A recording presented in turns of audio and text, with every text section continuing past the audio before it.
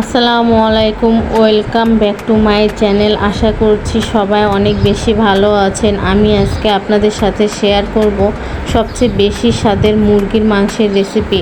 Normally কিন্তু মুরগির মাংস আমরা কম বেশি সবাই রান্না করে থাকি। আজকের রেসিপিতে আমি আপনাদের জন্য কিছু টিপস শেয়ার করব, যেটা ফলো করলে আপনাদের মুরগির মাংস রান্নাটা সব থেকে বেস্ট হবে। সবার প্রথমে আমি এখানে মুরগির মাংস নিয়েছি, আর এই মাংসগুলোকে পরিষ্কার করে ধুয়ে নিয়েছি। প্রথমে অ্যাড করেছি মরিচ গুঁড়া, এরপর দিব হলুদ গুঁড়া, এরপর দিয়ে দেব জিরা গুঁড়া, ধনিয়া গুঁড়া, দিয়ে দেব স্বাদ মতো লবণ, দিয়ে দেব আদা রসুন বাটা 2 টেবিল চামচ। আমি এখানে আদা রসুন দিয়েছি, এই ভিডিওটা এখানে স্কিপ হয়ে গিয়েছে। এরপর দিয়ে দিব পেঁয়াজ কুচি হাফ কাপের মতো। এখন 1 টেবিল চামচ রান্নার তেল দিয়ে মাংসটা মাখিয়ে নেব। মাংসটাকে এমনভাবে মাখাতে হবে যাতে সবগুলো মশলা মাংসের গায়ে ভালোভাবে লাগে। মাংসটা আমার মাখানো হয়ে গিয়েছে। এখন প্যানে পরিমাণ মতো তেল দিয়ে এখানে কিছু আস্ত মশলা দিয়ে দেব। 2টা তেজপাতা, 2টা লবঙ্গ, 2 টুকরো দারচিনি, কয়েকটা সাদা এলাচ, কালো এলাচ, একটা কালো গোলমরিচ, কয়েকটা। এইবার মশলা একটু ভাজা হয়ে গেলে মুরগির মাংস দিয়ে দেব। এরপর চুলার জাল মিডিয়াম রেখে মাংসটা 6-7 মিনিট কষিয়ে নেব।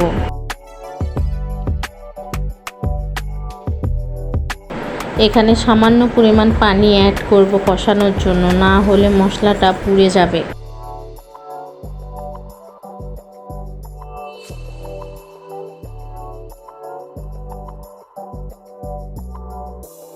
মাংসটা আমার কষানো হয়ে গিয়েছে। এখন মাংসটা সেদ্ধ করার জন্য পরিমাণ মতো পানি অ্যাড করব। এখানে আমি নর্মাল পানিটা অ্যাড করেছি। এবার ঢাকনা দিয়ে ঢেকে দেব এবং চুলার আঁচ কমে দেব।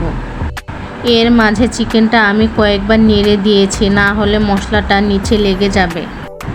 খেয়াল রাখবেন যাতে মাংসর পানিটা শুকিয়ে পাতিলে লেগে না যায়। চিকেনটা কিন্তু প্রায় রান্না হয়ে গেছে। এখন আমি বাগার দিয়ে দেব। একটা প্যানে সরিষার তেল দিয়ে মিডিয়াম সাইজে 2টা পেঁয়াজ কুচি দিয়েছি। এখন 3টা শুকনো মরিচ দিয়ে এটা একটু ভেজে নেব। আমার ভাজা হয়ে গেছে। এখন মাংসের সাথে অ্যাড করে দেব। এবার 5-6 মিনিট ঢাকনা দিয়ে ঢেকে রাখবো।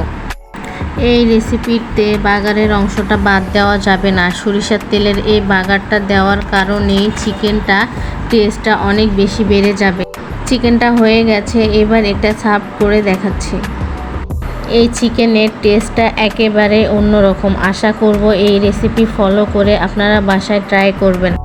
আর অবশ্যই চ্যানেলটি সাবস্ক্রাইব করতে ভুলবেন না। ভিডিওটি ভালো লাগলে লাইক এবং কমেন্ট করবেন।